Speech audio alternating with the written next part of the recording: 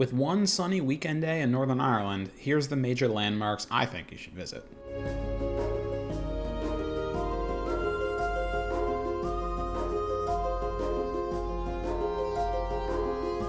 I was lucky enough to be in the area for work with my friends Eric and Gina and their one-year-old daughter.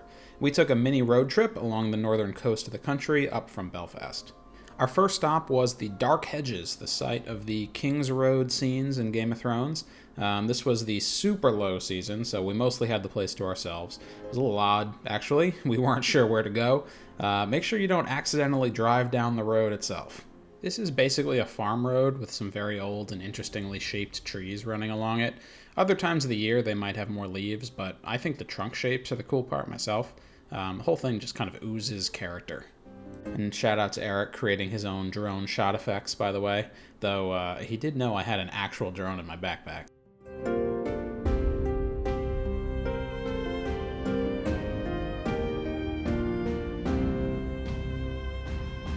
Most people know Giant's Causeway as the big one, and that's true, but just down the road is Dunluce Castle, and I would totally recommend a stop there. There's a path you can walk down on the outside that's free if you don't want to pay for the inside one. You can really feel the history here as you look up at the choke points and down at the beach access. I would not have wanted to be landing pillaging boats here 700 years ago with my bow and arrow. There are many castles, in quotes, along the coastal road, but most of them are basically tiny ruins. We stopped to check on a few, and this one, it's in ruins too, but it's at least an actual castle still, and really neat to see.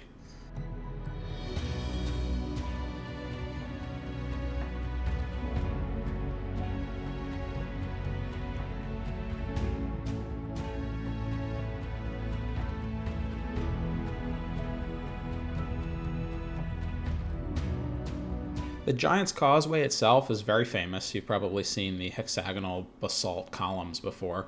I love nature things. This was always a bucket list item for me. I also really like hexagons for some reason. Not sure why. I was particularly curious to see how big this area was, as it never seemed clear if it might just be like a little tiny patch by the ocean. The whole park is a few miles long, but the main site has maybe a few acres worth of the columns on it. It's about a 15-minute walk out to that area from the visitor center on a maintained trail with a paid shuttle bus for anyone in need. The main trail is just an out and back to the main site, but there are others in the area too for folks with more time than us. And you could easily spend a few hours hiking along the cliffs and following the other routes. There were many people at this site, even in November, maybe because we had just a gorgeous day.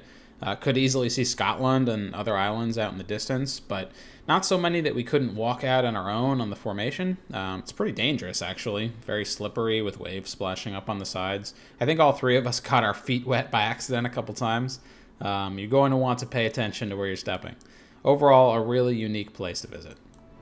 We continued down the coast and stopped off at various viewpoints and ruins, but the above were the major destinations for us. Lots of history in this country, fun short little road trip on a nice day. For more videos on my time in Ireland, make sure to subscribe. I always appreciate it. And thanks for watching.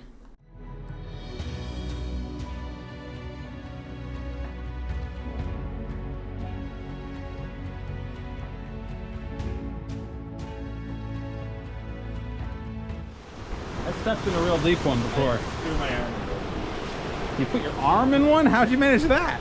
So it's up high and then go back down.